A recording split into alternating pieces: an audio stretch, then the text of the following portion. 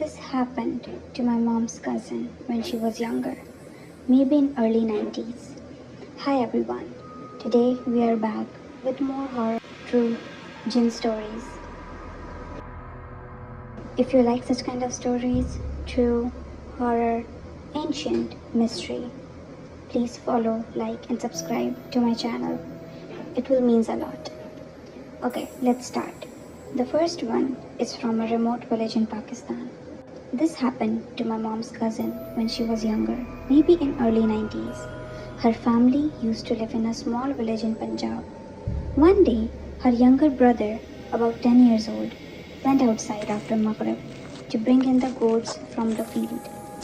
He was gone for a while, but then they saw him walking back. Everything looked normal until he entered the house. He wasn't saying anything, just staring at them, not blinking. And the weirdest part, his feet were covered in mud, but there were no footprints behind him. My mom aunt asked, "Beta, where were you?" And he just said, "I've been here the whole time." Then he started laughing, quietly but non-stop. They realized something was very wrong when he didn't respond to his name anymore. A local elder told them, "That's not your son. Not right now." They did Ruqayya. He passed out cold, woke up crying with no memory of what happened. To this day, he refuses to talk about it. The second story comes from Dhaka. This happened to me when I was in university. I lived in a rented apartment on the third floor. Pretty normal place in Dhaka, not too far from a graveyard though. One night I was studying late, around 2 a.m. I got up to get some water and walked past my bedroom window. There was a woman standing on my balcony. Let me repeat that I lived on the third floor. No stairs, no fire escape, just sheer wall. And she was just standing there, wearing white hair all over her face. At first, I thought maybe I was seeing things, but then she turned her head slowly. And I swear to God, she had no eyes. I didn't even scream. I just backed away slowly, locked my room and started reciting whatever I could remember. I didn't sleep that night. Next day, I asked the building guard. He just shrugged and said, "Oh, she's always there during the full moon. Don't look at her, she follows you back in if you do." I moved out within a week. The third story is called The Night My Friend Got Lost in the Forest. This happened during a camping trip in northern India, somewhere in Himachal. We were a group of 5 guys, all in college, and we camped in a forest area that locals had warned us about. Typical us, we ignored them. Around 9 p.m., one of my friends, Adil, said he was going to find a spot to use the bathroom, just a short walk away. He didn't take his phone. 10 minutes passed, then 20, 30, 40.